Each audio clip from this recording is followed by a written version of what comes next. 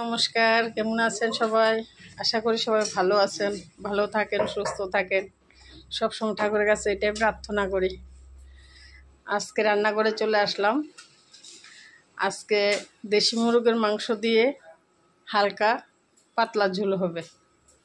আপনারা পাশে থাকবেন। দেশি মুরগটা কেটে গরম জল দিয়ে এভাবে পালকগুলো ছাড়িয়ে নিয়েছে।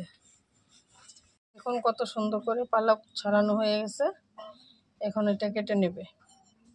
মাংসটা এরকমভাবে পিস করে নিয়েছে। ডিম বারে সে মোরগটা ডিম পারত, এখনও পারেনি, পারবে সেরকম হয়েছে। সেসব মোরগ খেতে খুব ভালো লাগে। দেখুন কত তেল হয়েছে মোরগটার মধ্যে। মাংসটা পিস করে নিয়েছে। এখন এটা ধুয়ে পরিষ্কার করে নেব। মাংস রান্নার জন্য এখানে আলু কেটে নিয়েছি, রসুন, পেঁয়াজ কুচি, মাংস ধুয়ে পরিষ্কার করে নিয়েছি, লঙ্কা বাটা, জিরা ধনিয়া বাটা, আদা বাটা, পেঁয়াজ রসুন বাটা নিয়েছি। কড়াইতে তেল দিয়ে দিলাম।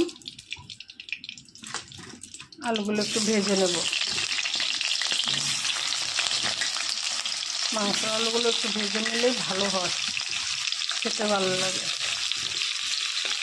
এমনিতেও দেওয়া যায়, একসাথেও দেওয়া যায়।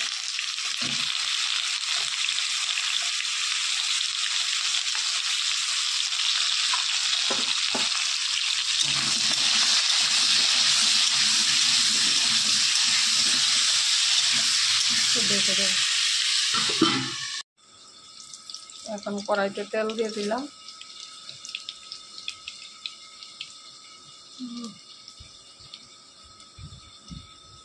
আমাদের পেঁয়াজ কুচিটা দিয়ে দিলাম।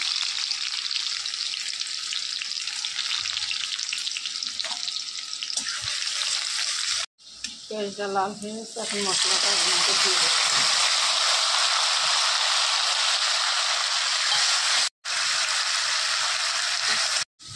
এখন মাংসটার মধ্যে দিয়ে দেবো। ভালো করে নেড়ে চেড়ে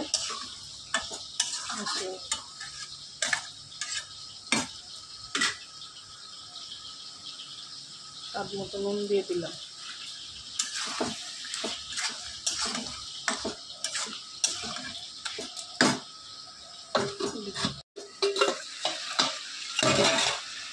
এখন যে পেঁয়াজ রসুনগুলো কেটে রেখেছিলাম ওগুলো দিয়ে দেবো।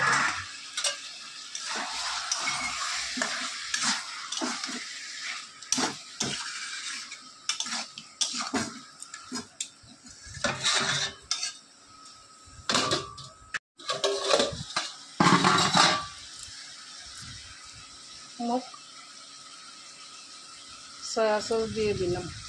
খেতে ভালো লাগে, মাংসের টেস্টটা বাড়িয়ে দেয়। আলুগুলো ভেজে নিয়েছি, এখন তুলে নেব। মাংস আলুটা এর মধ্যে ঢেলে দিলাম, দিয়ে ভালো করে কষিয়ে নেব। মাংসটা কষানো হয়ে গেছে। এখন পরিমাণ মতো জল দিয়ে দিব। যেহেতু দেশি মুরগ, সেই জন্য একটু পাতলা ঝোল করব। আপনারা যেরকম ভালোবাসেন সেরকম দেবেন। আমরা পাতলা ঝোলটাই ভালোবাসি দেশি মুরগের।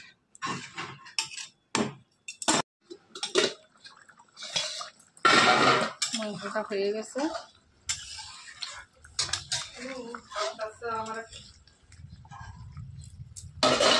এখন গরম মশলাটা দিয়ে নামিয়ে নেব। এভাবে করবেন, খাবেন, কমেন্টে বলবেন কেমন হয়েছে।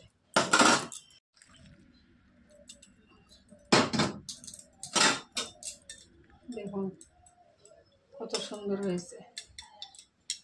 ধন্যবাদ।